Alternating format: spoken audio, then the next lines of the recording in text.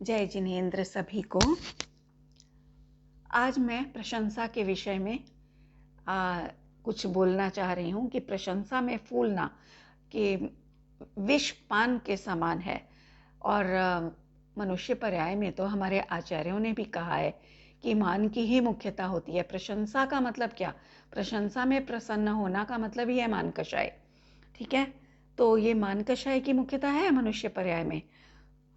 तो इसमें हम लोग प्राय सभी लोग इतनी जल्दी प्रभावित होते हैं प्रशंसा अप्रशंसा से, प्रशंसा या निंदा कह लो। प्राय सभी लोग जो है ना जगत के यश पाने के लिए आकर्षित रहते हैं, यश पर तुरंत आकर्षित होते हैं। हमारे धन की, हमारे रूप की, हमारी आवाज़ की, बुद्धिमत्ता, कोई कला विशेष हो हमारे पास तो उसकी, यहाँ तक कि जो हमसे अत्यंत भिन्न पदार्थ है ना, जैसे हमारे संबंधी हुए, हमारे अपने बच्चे हुए, या हमारे वस्त्र आदि, आभूषण आदि, ये सब अत्यंत भिन्न वस्तुएं हमसे स्पष्ट दिखाई देती हैं कि हमसे अत्यंत भिन्न वस्तुएं हैं। इनमें से किसी भी प्रकार की, किसी भी वस्तु की अगर कोई प्रशंसा जरा सी भी कर देता है ना, 2 शब्द भी बोल देता है, तो हम प्रसन्नता से फूले नहीं समाते हैं। और जरा सी कोई किसी की निंदा कर दे या कमी बता दे किसी में, तो फौरन हम ऐसे हो जाते हैं जैसे पता नहीं अपमान से कितने घायल हो गए हों।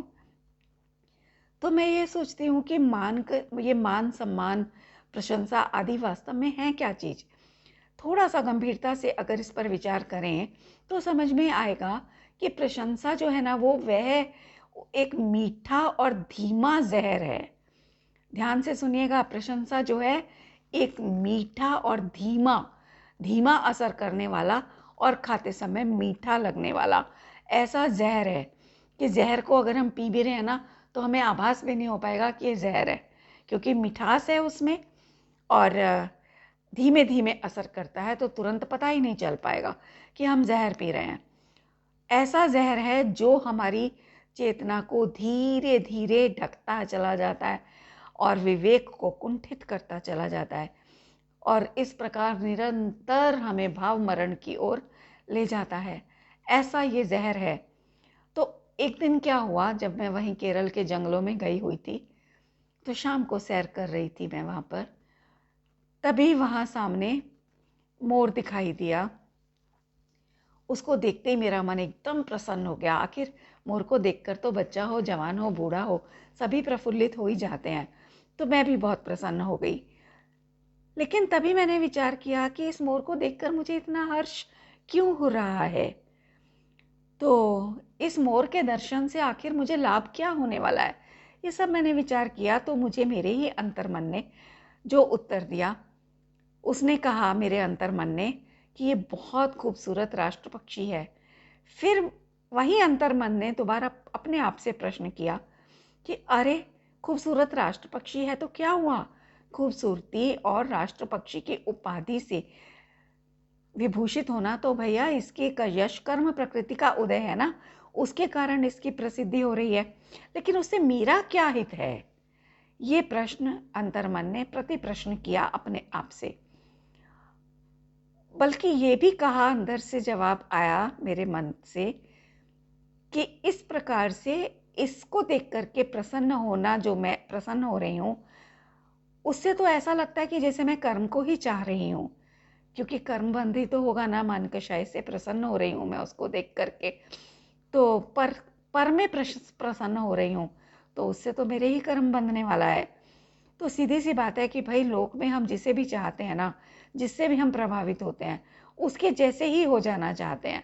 तो इसी प्रकार मैं भी तो मोर तिर्यंच पर्याय में, और उसमें भी मोर जाति का मैं अपना बंध चाह रही हूँ कि मैं भी मोर हो जाऊं, है ना। तो इस मोर की खूबसूरती पर आकृष्ट होने का मतलब, मेरे अंतर्मन ने कहा कि इसके समान होने की ही योग्यता का बीजारोपण तू अपने अंदर कर रही है। कर क्या रही है तू? क्या अपने अंदर हर समय हमारे अंदर योग्यता है नए नए कर्मबंध की भी, और अपने स्वभाव को देख लें तो कर्म मुक्त होने की भी। तो इसका क्या तुझे रत्ती भर भी एहसास नहीं हो रहा है?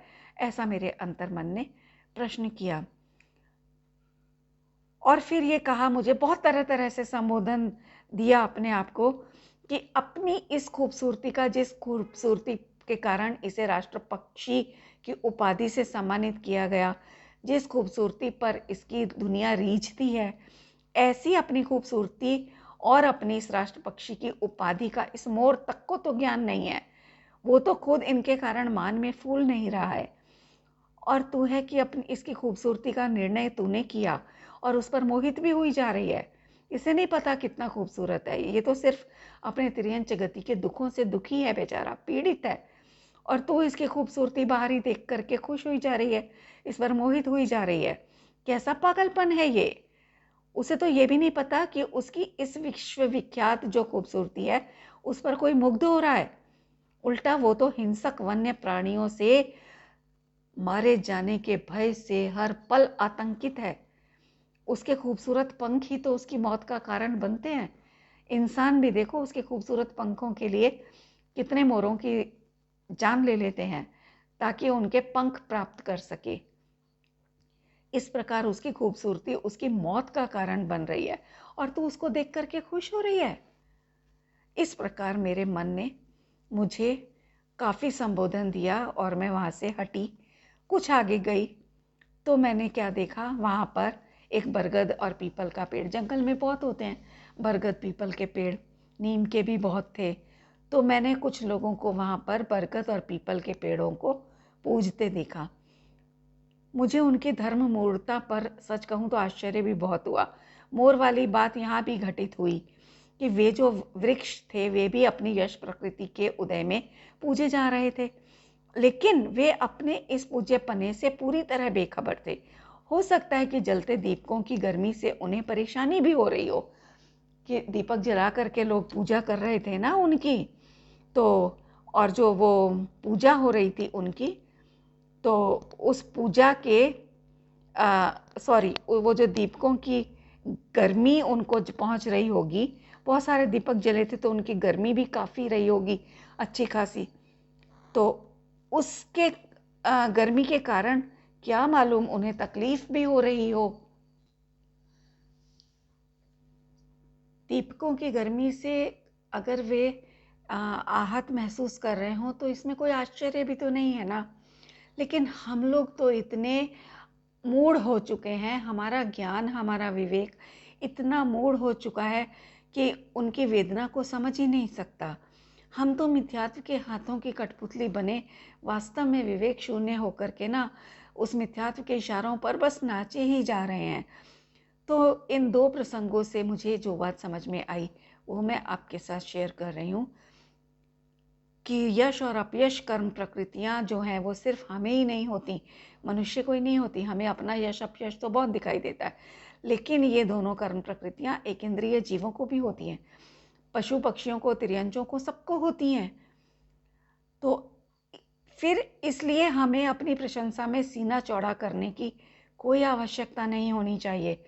जब हमें ये बात समझ में आएगी ना बंधुओं कि ये यश अपयश जो है ये एक इंद्रिय जीवों का भी होता है। अब ये पीपल आदि जो पूजे जा रहे हैं जगत में, ये इनके यश प्रकृति का उदय है। और कुछ वनस्पतिकाएँ ऐसी होती हैं जिन्हें कोई पसंद नहीं करता, कुछ को जैसे करेला है सब लोग पसंद नहीं करते, तो उस हिसाब से उस समय उनके अपयश का उदय है।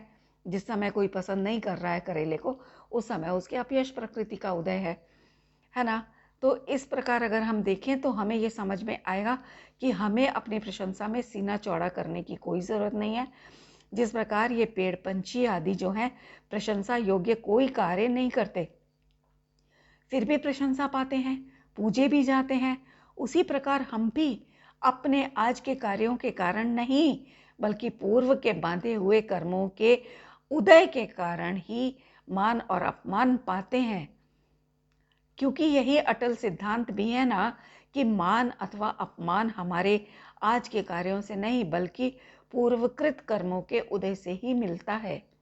ये बिल्कुल सही बात है और शास्त्रों में आचार्यों ने भी कहा है, आप सब जानते हैं, पूर्व कर्मों का भी फल मिलता है ना, उन्हीं के फल से हमें यश अपयश मिलता है, आज के कार्य से नहीं। मान लो जैसे आज हमने बहुत अच्छा कार्य किया, ठीक है, तो बहुत अच्छा कार्य करने के बाद भी नहीं मिल रही है प्रशंसा, किसी को हमारे कार्य की वैल्यू ही नहीं हो रही है, तो नहीं मिल रही प्रशंसा।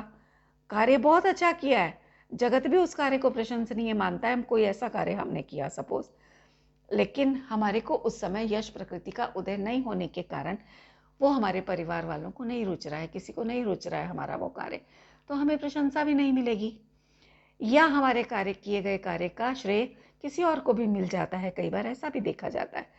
उसका भी कारण यही है कि हमें कर्म यश प्रकृति का उदय नहीं है उस समय पर। तो ये इस प्रकार और हाँ, जिस प्रकार उनकी जो पूजे जा रहे थे, जो बरगद के और पीपल के पेड़, उनकी जड़ों के पास दीपक जलाने से उन्हें कष्ट होता होगा ना, चढ़ाया गया जो तेल होता है, नारियल चढ़ा रहे हैं, मिठाइयाँ चढ़ा रहे हैं, आदि आदि जो चीज़ें हैं, उनके ऊपर कितनी तरह के जीव जंतु आते होंगे, चींटियाँ, कीट पतंगे आकर उन वृक्षों की जड़ों को धीरे धीरे खोखला करते चले जाते हैं। आते तो वो मीठा खाने के लालच में है, लेकिन जड़ों पर होता है वो सब कुछ, तो वो जड़ें खोखली होती चली जाती हैं, जिससे कि होने वाले जो उनके कष्टों का जो अनुमान है ना, वो हम लगा भी नहीं सकते। उसी प्रकार हम भी जिस यश कर्म प्रकृति के उदय में फूलते हैं ना, उसके दुखों को भोगते हुए भी हम उन्हें दुख मानने को तैयार ही नहीं है, दुख मानने को ही तैयार नहीं है। वो दुख तो हमें सुख लग रहे हैं, प्रशंसा में बहुत सुखी महसूस करते हैं हम अपने आप को। अरे ये तो पता है, सर्प विष से भी जो पीड़ित व्यक्ति होता है ना, जिसको किसी व्यक्ति को सर्प ने डस लिया हो, तो उस व्यक्ति की जो दुर्दशा होती है ना, कि उसे कड़वा भी मीठा लगता है, बिल्कुल वही हालत क्या हमारी नहीं हो रही है? तो ये दुखदायी प्रशंसा में फूलना और अप्रशंसा में दुखी होना है, तो ये सब दुखदायी, हमें नीची गतियों में ले जाने वाले हैं, दुख रूप हैं, आगे आगे हमें इनके उदय में दुख ही मिलने वाला है। लेकिन हमें ये दुख भी सुख समान लग रहे हैं, हम बड़े प्रसन्न होते हैं इनमें। और देखो स्त्रियों की जो पाक कला होती है, जिसमें स्त्रियां कुशल होती हैं, घर की स्वच्छता आदि है, घर की बढ़िया रख रखाव आदि, और रुग्णावस्था में भी स्त्रियां जो हैं वो रसोई घर नहीं छोड़ पाती हैं, प्रायः ऐसा होता है हम लोगों की स्त्रियों की नेचर में। मैं भी उन्हीं में से एक हूँ, कितनी भी बीमार पड़ी हूँ लेकिन मैं भोजन आदि बनाना नहीं छोड़ पाती हूँ। तो इस प्रकार के जो कार्य होते हैं, कितनी भी बीमार हो, कोई मेहमान आ जाए, उनकी देखभाल करना, उनकी बहुत आवभगत करेंगी स्त्रियां। इस प्रकार के जो कार्य होते हैं, तो उन कार्यों के कारण उन्हें जो प्रशंसा मिलती है, सब लोग बहुत तारीफ करते हैं उनकी कि कितनी बढ़िया महिला है, देखो मेहमानों की कितनी खातिर करी, बीमार होने पर भी, है ना, घर कितना साफ रखती है, भोजन कितना बढ़िया बनाती है, घर को कितना व्यवस्थित रखती है, आदि आदि प्रकार से बहुत उनको प्रशंसा मिलती है। तो ये जो प्रशंसा है, वास्तव में ये हमारे लिए छलावा मात्र है। ये सब मोहिनी कर्म के फैलाए हुए जाल हैं कि वो उसकी जो ये जो सारी कर्म प्रकृतियां हैं ना, ये मोहिनी कर्म के परिवार के ही सारे सदस्य हैं। तो ये मोहिनी कर्म के परिवार के सारे सदस्य आ करके हमें भिन्न भिन्न प्रकार से छलते रहते हैं, ताकि हम इनके चंगुल से निकल ना सकें। तो इस प्रकार ये प्रशंसा जब हमें समझ में आएगी कि ये वास्तव में एक छलावा मात्र है, और इसी मान के लोभ से हम जो स्त्रियां होती हैं ना, असह्य परिस्थितियों में भी लोगों को खुश करने के लिए हजारों प्रयत्न करती हैं। अब स्त्रियां तो बड़े आराम से अपने अंदर परख लेना इस बात को, किस वजह से बीमारी में भी उठती हैं, पता है? ऐसा नहीं है कि हमें अच्छा नहीं लग रहा है उस समय आराम करना। मैंने तो खैर अब अपने आप को बहुत परिवर्तित कर लिया, मैं तो अब रुग्णावस्था में नहीं बनाती। उसका एक ये भी कारण है कि मेरे यहाँ सर्वेंट है, मुझे उसका भी आराम है, और दूसरी बात ये भी है कि मुझे नेचुरोपैथी में इतना मैं सीख चुकी हूँ कि अगर हम रुग्ण शरीर से भोजन बनाएंगे, तो क्या हमारे बैक्टीरियाज, बॉडी के जर्म्स उस भोजन में नहीं जाएंगे? तो क्या वो खाने वालों को बीमार नहीं करेंगे, हमारे परिवार वालों को? ये चीज़ मुझे बहुत अच्छे से समझ आ चुकी है। फिर वो शुद्ध रीति से बना हुआ भोजन भी कहाँ शुद्ध रह गया, अगर रुग्ण शरीर से हमने बना दिया तो? उसमें तो बैक्टीरियाज घुसा दिए ना हमने, तो वो शुद्ध होकर के भी अशुद्ध हो जाता है भोजन। तो हर प्रकार से वो भोजन अभक्ष्य में ही जाएगा। परंतु मेरा यहाँ कहना अलग है, वो ये है कि स्त्रियों को अक्सर ये लोभ रहा करता है कि अरे अगर हमने इनकी आवभगत नहीं की, अगर हम बिस्तर पे पड़े रहे तो क्या कहेंगे ये लोग हमारे बारे में, कि इनको जरा भी नहीं समझ है, कोई मेहमान आए हैं तो बिस्तर से उठे ही नहीं, आदि आदि प्रकार से लोभ रहता है हम स्त्रियों को कि उनको खुश करने के चक्कर में हम उठ जाते हैं और नाना प्रकार के रसोई में व्यंजनों में लग जाते हैं, किसी भी प्रकार ये खुश होके जाए मेहमान। तो इस प्रकार क्या है कि उससे चाहे हमें कितनी भी वेदना क्यों ना हो रही हो, वो हम देखते ही नहीं हैं। तो मैं यहाँ अपने आप से भी सवाल करती हूँ और आप लोगों से भी करती हूँ कि आखिर क्या मिलता है हमें इस प्रशंसा से। 2 मिनट की प्रशंसा कोई कर जाएगा तो रुग्णावस्था में जो हमने उठ करके अपने शरीर पर अति भारारोपण का एक दोष किया है। अति भारारोपण आप सब जानते होंगे। अति भारारोपण केवल पशुओं तक नहीं आती है ये बात कि पशुओं पर भार नहीं लादना चाहिए आवश्यकता से अधिक, ये हम पर भी लागू पड़ती है ये वाली बात कि हमारे शरीर का जितना सामर्थ्य है उतना ही हमें बोझा देना चाहिए शरीर को। अति भारारोपण हम कर डालते हैं रुग्णावस्था में, क्यों प्रशंसा के लिए मरे चले जा रहे हैं हम। देखो, एक इंसिडेंट याद आ रहा है मुझे अभी, जब मेरी 3rd डिलीवरी हुई थी, 3rd बेटी के टाइम पर मेरी बुआ जी और मम्मी तो मेरे पास थी ही उस समय, बुआ जी आई मुझे देखने तो हॉस्पिटल में। अब ये दोनों जब मिल गई, ननद भाभी मेरी बुआ जी और मम्मी, इन लोगों ने मिल करके इधर की उधर बातें शुरू कर दी, रिश्तेदारों की बुराइयाँ, कभी इसकी बुराई कभी उसकी बुराई। कुछ देर तो मैंने सहन किया। अब मेरा तो सर्जरी केस था तो मुझे नींद भी आ रही थी, थकान भी हो रही थी, 4 दिन हुए थे सर्जरी हुए, तो मुझे ये सब सुहा नहीं रहा था। तो मैंने कुछ देर बर्दाश्त किया कि शायद अब रुक जाएंगी, अब रुक जाएंगी, पर काफ़ी देर हो गई, नहीं रुकी। और उनको किसी को दोनों में से ये ख्याल भी नहीं आया कि ऑपरेशन की वेदना में है, कहीं इसको नींद तो नहीं आ रही होगी, क्या पता इसे हमारी इन बातों में रुचि है भी कि नहीं है। कुछ भी नहीं सोचा किसी ने इस बारे में, और लगी हुई हैं दोनों अपनी गपशप करने में। तो आखिर जब मैंने देखा कि ये सब मेरी तकलीफ़ों से बेखबर हैं और इन्हें तो बस बुराइयों में ही आनंद आ रहा है, तो कुछ देर चुप रहने के बाद मुझसे नहीं रहा गया और मैंने बोल दिया कि मैंने बोला, मम्मी बुआ जी प्लीज़ मेरे सामने ये सब बातें मत करो, आप लोग घर जाके करना। तो उस समय तो वो लोग चुप हो गई, परंतु मुझे बाद में सुनने को मिला कि ये लड़की तो बड़ी मुँहफट है, बहुत मुँहफट हो गई है, इसको तमीज़ ही नहीं है कि बड़ों से कैसे बात की जाती है। तो तो आप ही बताइए मुझे भाई, यदि उनको बुरा लगने के भय से मैं उस समय चुप रह जाती, नहीं उनको कुछ बोलती, तो क्या मेरी तबीयत ना बिगड़ती, मेरे सर में दर्द ना होता, जबकि मैं तो पेशेंट थी, मुझे तो बहुत ज़्यादा आवश्यकता थी आराम की। तो उन्हें जो चीज़ विचार करनी चाहिए थी वो उन्होंने नहीं विचारी, तो मैंने खुद अपना ध्यान रख लिया। आराम की ज़रूरत होने पर भी अगर मुझे आराम ना मिलता तो मेरी तबीयत ना बिगड़ती क्या। तो अगर मुँहफट होने का खिताब मुझे मिल भी गया ना, तो मुझसे मेरा बिगाड़ तो नहीं हो पाया ना कुछ, उल्टा उल्टा मेरी तबीयत में आराम ही आया। तो इसलिए मैंने अपने आराम में विघ्न नहीं आने दिया किसी भी प्रकार से, और मैंने उनको बोल दिया। और दूसरी बात ये भी है, मुझे इस प्रकार की निंदा आदि करना ना मुझे बर्दाश्त भी नहीं होता, मुझे बिल्कुल पसंद ही नहीं है इस तरह का नेचर। तो ये सब खैर हुआ, तो मैं आपको बता रही हूँ कि मैं उनकी उस निंदा से प्रभावित नहीं हुई, बिल्कुल भी प्रभावित नहीं हुई, क्योंकि तत्समय की यही डिमांड थी, मेरे शरीर को बहुत आराम की ज़रूरत थी। ऐसे में मैंने पूरा खुद अपना ध्यान रखा, नहीं कोई रख रहा है तो खुद को रखना पड़ता है अपना ध्यान। तो ये सब हुआ। और अगर उन लोगों ने मानो उस समय मैं चुप रह गई होती और मैंने अपनी तबीयत बिगड़ जाने दी होती, तो वो लोग मेरी प्रशंसा भी कर सकते थे। ऑब्वियसली निंदा तो नहीं करते, प्रशंसा नहीं भी करते तो निंदा तो नहीं करते। तो बताओ, अगर वो प्रशंसा कर भी देते तो मेरी उसमें क्या तकलीफ़ कम हो जाती। वो प्रशंसा मेरे सर दर्द को या और किसी प्रकार की भी तकलीफ़ को कम करने में समर्थ तो नहीं थी ना। तो क्या मुझे रोग मुक्त कर देती उनकी वो प्रशंसा? तो नहीं, नहीं कर पाती।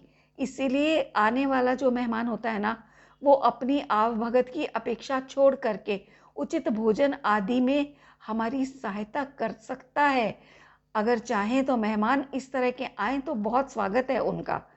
मैं तो ऐसे मेहमानों का ही स्वागत करती हूँ, जो आएँ और हमारी तकलीफ़ में उल्टा हमें सहभागी बने। ये नहीं कि हमें उल्टा भार हो रहा है, कोई आए तो उनकी चाय नाश्ते की परवाह हमें करनी पड़ रही है। और देखो, कोई भी मेहमान आते हैं, वो कभी भी, बहुत कम लोग होते होंगे ऐसे जो आकर के हमारे साथ रसोई में लग जाएं, वो ये ना उम्मीद करें कि हमारी आवभगत हो। लेकिन प्रायः मेहमान ऐसा नहीं सोचते, उन्हें उचित भोजन आदि चाहिए, सब चाहिए, लेकिन सहायता करने के लिए हमारी कोई तैयार नहीं होता है। तो फिर हम क्यों अपने आराम का ध्यान छोड़ें, है ना। किसी ने ये नहीं सोचा कि चलो इसको औषधि दे दें, इसके हाथ पैर दबा दें, कहीं नर्स को बुला दें, इसके हाथ पैर दबा दें, इसकी वेदना कम हो जाए। कोई नहीं सोचता ये सब कुछ। तो मैंने भी नहीं सोचा। तो मैं ये कह रही हूँ कि प्रशंसा हमें किसी भी प्रकार से हितकर नहीं होती और निंदा किसी भी प्रकार से अहितकर नहीं होती है। इसलिए निंदा प्रशंसा से अप्रभावित रहना है हमें, तभी हमारा हित होगा, और इसी का नाम साम्य भाव है। और देखो, पुरुष लोग भी कम नहीं होते हैं इस मामले में, स्त्रियां तो होती हैं, पुरुष भी कम नहीं होते हैं। सामाजिक दायित्वों में उन्हें जो प्रशंसा मिलती है सामाजिक क्षेत्र में, उसके लोभ से वो सर्दी गर्मी बरसात सब कुछ बर्दाश्त करते हैं, भूखे प्यासे भी रह लेंगे, लेकिन सामाजिक कार्यों के लिए निकलेंगे घर से बाहर, चाहे वो चंदा मांगना हो, चाहे और कोई कार्य हो, उन्हें भी प्रशंसा का लोभ रहता ही है।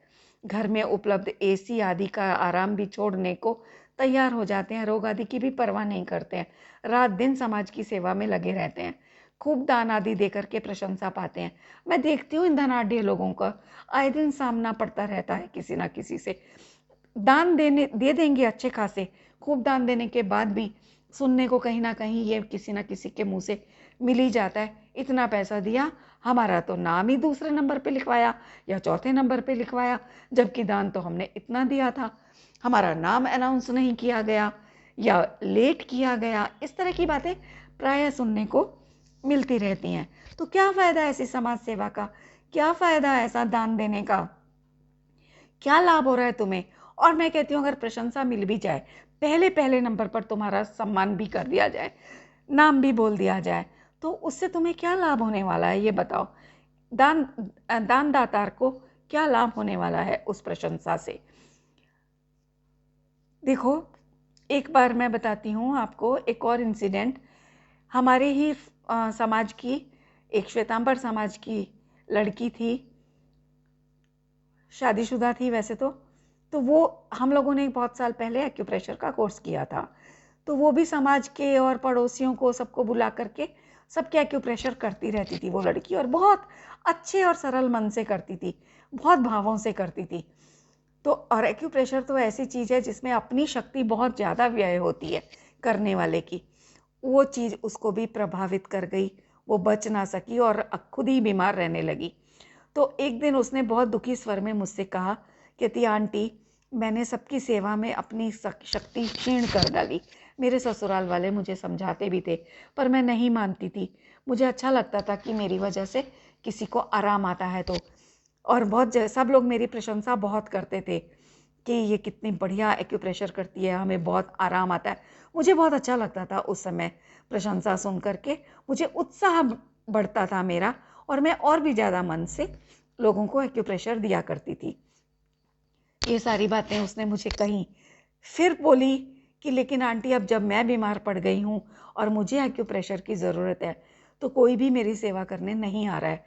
जिन लोगों की मैंने की है वो लोग भी एक बार भी ये नहीं कहते कि लाओ हम तुम्हें एक्यूप्रेशर कर दें या और किसी तरह से तुम्हारी हेल्प कर दें, हम कोई भी नहीं बोलता है।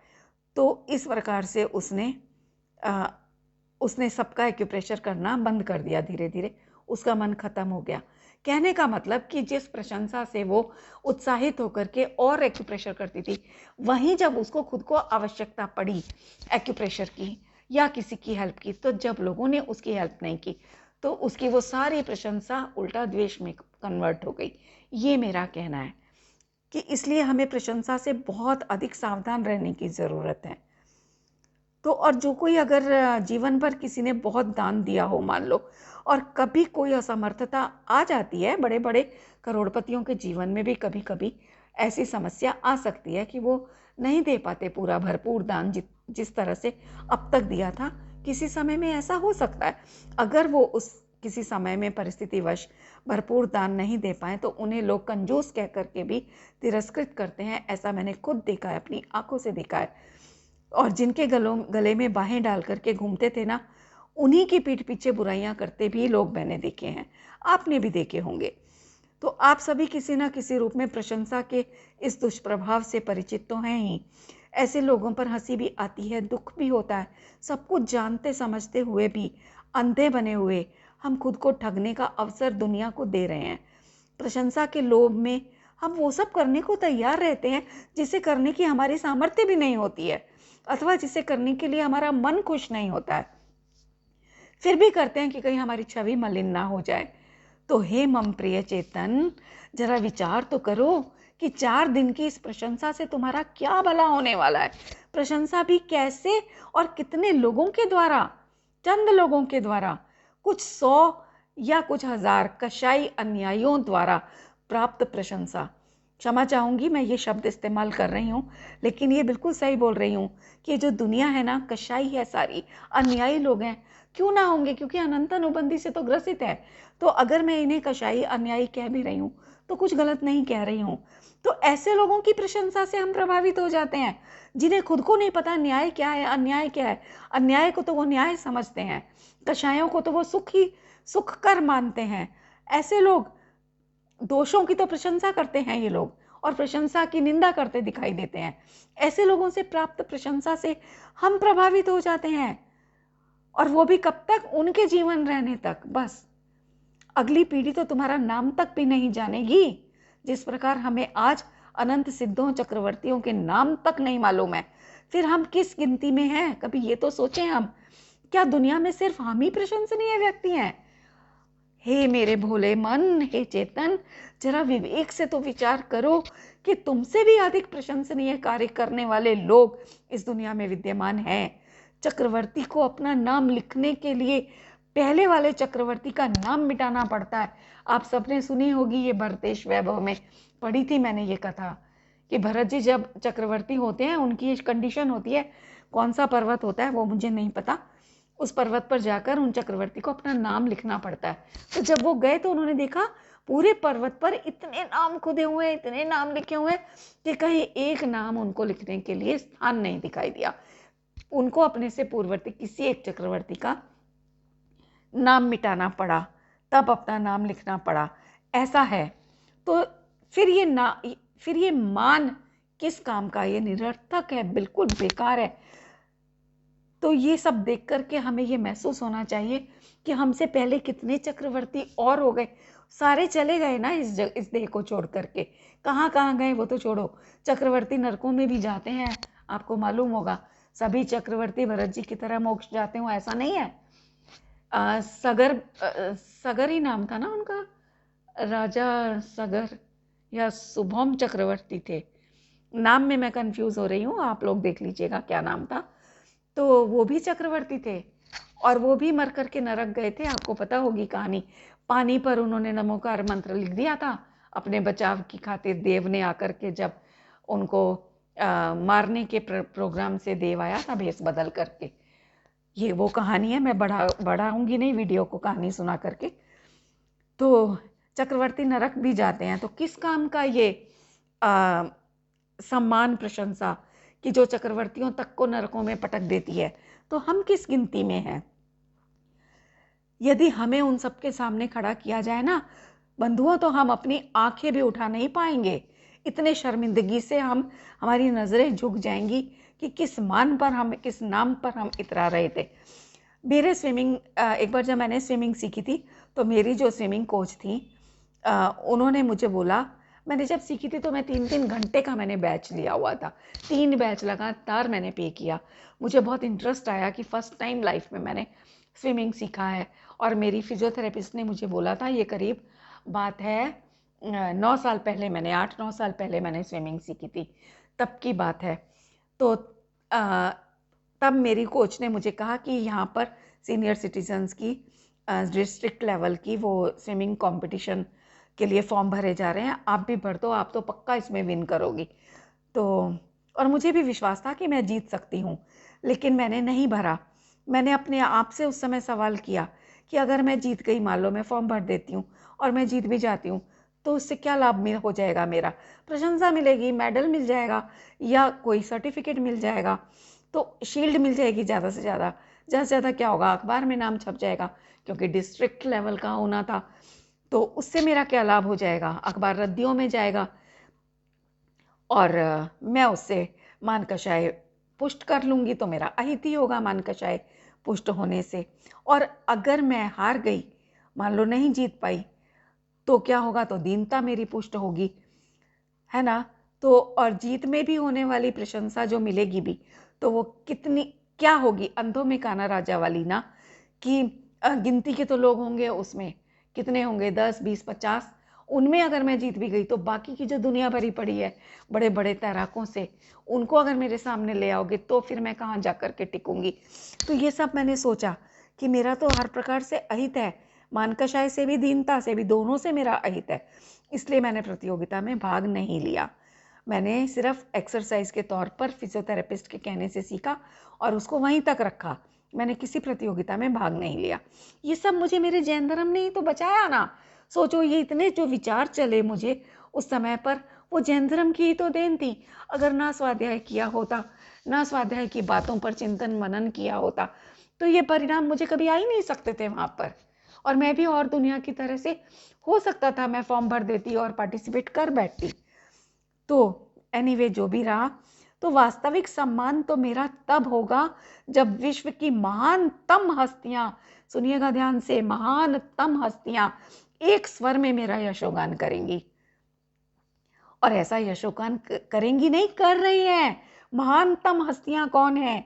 हमारे जिनेंद्र देव, हमारे मुनिराज, पंच परमेष्ठी, और जितने भी हमारे सम्यक दृष्टि इंद्र आदि स्वर्ग में बैठे अपने अवधि ज्ञान से अगर जान रहे होंगे, तो क्या वो हमारी प्रशंसा नहीं कर रहे होंगे? वो है हमारा यश, कि हमारे अच्छे से अच्छा करने पर भी अगर कोई किसी को हमारा कार्य पसंद नहीं आता, तो वहाँ हमें अपशब्द सुनने को मिलते हैं, अपने ही परिजनों से अपशब्द सुनने को मिलते हैं। लेकिन यहाँ हम कितनी भी पाप, भारी से भारी पाप कर करके आ गए, हमने कभी जिनेंद्र देव को भी सच्ची भावना से देखा नहीं। उनके सामने खड़े होकर के भी हमने विकथाएं की, उसके बावजूद भी उनके रहते कुदेवों को पूजा, कुगुरुओं को पूजा, इतने बड़े बड़े अनर्थ हमने कर डाले। उसके बाद भी वे जिनेंद्र देव हमें पापी नहीं कहते, अधम नहीं कहते। क्या कहते हैं? हे भव्य, हे आत्मन, इस तरह से भगवान आत्मा, ऐसे ऐसे शब्दों से हमारा सम्मान कर रहे हैं। यश है ये हमारा, उसमें हमें नहीं प्रसन्नता होती, वो हमें दिखाई नहीं देता। वे हमें परमात्मा कहते हैं, इतने सुंदर सुंदर शब्दों से, सम्मानजनक शब्दों से हमें पुकार रहे हैं, और उनमें हमें प्रशंसा नहीं भासित होती। सोचो, लोक में सर्वश्रेष्ठ जीव हैं, एक समय के लिए भी हमें संसारी, रोगी, दरिद्री आदि नहीं देखते, हमारे इस शरीर से हमें नहीं देखते हैं वे महापुरुष। वे हमें हमारी अनंत प्रभुता से देखते हैं, और हमें अनंत प्रभुता हमारी बताते हैं, हमारा ज्ञान स्वभाव बताते हैं। और एक हम हैं कि अपनी प्रभुता देखने को ही तैयार नहीं है, हर पल अपने को पामर पामर माने जा रहे हैं। हमें प्रभु बताने वालों की हमें महिमा ही नहीं आती है, और हर समय हमें जो दोष देखते हैं, ऐसे लोगों से हम प्रभावित होते रहते हैं, जो हमारे गुणों को भी दोष रूप से देखते हैं, उनसे हम प्रभावित होते रहते हैं, उनकी चापलूसी को अपना सम्मान मानते हैं, कुत्ते की तरह दुम हिलाते हुए उनके तलवे चाटते फिरते हैं। और इतना ही नहीं बंधुओं, ऐसा करने में अपने आप को गौरवान्वित भी महसूस करते हैं, जबकि ऐसी चाटुकारिता करने से पहले हमें अपना बेशकीमती गुण स्वाभिमान, उसको खोना पड़ता है। बिना स्वाभिमान को खोए कभी किसी की चापलूसी कोई कर ही नहीं सकता। तो अपने स्वाभिमान नाम के गुण को, जो कि बेशकीमती हीरे से भी बढ़कर है, उसको खो करके हम दूसरों के तलवे चाटते फिर रहे हैं। प्रशंसा तो स्वाभिमान का नाम है, लेकिन आश्चर्य है कि उसी को खोकर हम स्वाभिमान मानते हैं अपना, और अपने को यशस्वी मानते हैं। इसी प्रकार इस प्रकार मैंने ये उस दिन की सैर जो मैंने की थी मोर को देख करके, जहाँ से भेद ज्ञान शुरू हुआ था, उसी को लेकर के ये इतना लंबा जो मेरा एक चिंतन चला था वो मैंने लिखा था उस समय पर, और वो मेरी पुस्तकों में प्रकाशित भी नहीं हो पाया था। इसलिए मुझे परिणाम आया कि उसी को आधार बना करके आज का वीडियो बनाया जाए। तो उसी चिंतन के कुछ पॉइंट्स लेकर के मैंने ये आज का वीडियो बनाया है कि जगत में 4 मीठे बोलों से सम्मोहित होने की आवश्यकता बिल्कुल भी नहीं है। होना ही है तो अपने शब्दातीत जो हमारा चैतन्य स्वभाव है और उसे बताने वाले जो जीव हैं, महापुरुष हैं, उनसे सम्मोहित होना चाहिए। देखो, उनसे सम्मोहित लोगों से, जगत के लोगों की बातों से सम्मोहित होंगे तो क्या होगा, हम डिप्रेशन में जाएंगे। लेकिन पंच परमेष्ठी की बातों से अगर हम सम्मोहित होंगे तो हम अपने ज्ञान स्वभाव में डूबेंगे, और ज्ञान स्वभाव में डूबेंगे मतलब परम आनंदित होकर के सिद्ध शिला पर जाकर विराजमान हो जाएंगे एक दिन। इसलिए अगर सम्मोहित होना है तो इन जीवों की बातों से होना चाहिए, अनंत काल के लिए, जिससे हम सुखी हो जाएं। और देखो बंधुओं, स्मरण रहे, याद रखना बिल्कुल इस बात को कि प्रशंसा की चाशनी में ना मान आदि कषायों के पाप का कड़वा रस मिला होता है। मिथ्यात्व द्वारा वही हमें निरंतर पिलाया जा रहा है, दर्शन मोहिनी के द्वारा। प्रशंसा की चाशनी और उसमें मान आदि जो कषाय हैं, 25 कषाय, उनके वो सारी पाप रूप हैं, उनका कड़वा रस मिला करके प्रशंसा की चाशनी हमें चटाई जा रही है इस मिथ्यात्व रूपी शत्रु के द्वारा। जिस प्रकार डायबिटीज का कोई रोगी होता है ना, उसको मिठाई हानिकारक होती है, उसी प्रकार मिथ्यात्व के रोग से जो पीड़ित हैं, ऐसे जीवों के द्वारा ऐसे जीवों को जो प्रशंसा मिलती है ना जगत की, वो मिठाई, प्रशंसा की मिठाई महाअहितकर है, हानिकारक है। क्यों है? क्योंकि हमें मिथ्यात्व का रोग लगा है ना, तो ये जो मिठाई है ये उसको और बढ़ाने वाली है। इसलिए जैसे वो मिठाई डायबिटीज को बढ़ाने वाली है, तो यहाँ जो प्रशंसा की मिठाई है वो मिथ्यात्व के रोग को बढ़ाने वाली है, इसलिए वो हानिकारक है, किसी भी प्रकार हमें लाभकारक नहीं है। इसलिए अपनी शक्ति को देखते हुए, शक्ति मतलब अपनी त्रैकालिक शक्ति, उसको देखते हुए हमें प्रशंसा का लोभ त्यागना ही योग्य है। इसलिए हे मम प्रियात्मन, मैं अंत में प्रियात्मन जरूर बोलती हूँ, ये मुझे बहुत प्रिय है ये शब्द, कि इससे मेरा जो पूरा लक्ष्य होता है ना वीडियो बनाने का, वो मुझ पर ही रहता है, दूसरों को सुनाने का भाव नहीं रह पाता है बिल्कुल भी। तो वहाँ मानाने का तो सवाल ही नहीं उठता, क्योंकि मैं अपने को ही संबोधन देती हुई दिखाई देती हूँ। हे मम प्रियात्मन, इस प्रकार कषायों के हलाहल रूपी स्वरूप को पहचानो, समझो और उनके प्रति आकर्षण को छोड़ो, और अपने शाश्वत प्रशंसनीय प्रशंसा पाए कुछ करके, ऐसा नहीं, स्वभाव से ही प्रशंसनीय है, ऐसे चैतन्य स्वरूप में चिरकाल के लिए मग्न हो जाओ, मग्न हो जाओ मम प्रियात्मन, और एक दिन सिद्धों की टोली में जाकर अनंत काल के लिए आनंदमयी स्वरूप में डूबकर वहां विराजमान हो जाओ। जय जिनेंद्र।